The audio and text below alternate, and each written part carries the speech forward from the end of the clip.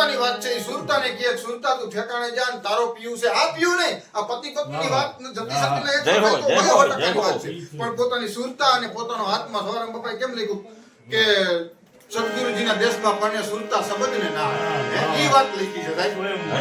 સ્વયંવર સદગુરુ અને ઈ પીયું મિલન કિયાસ. ઈ પીયું જ્યારે આપી પીયું શબ્દ અંદર હાલે છે. અને એ સદગુરુ મળે ને તો એ રીત સમજાવે.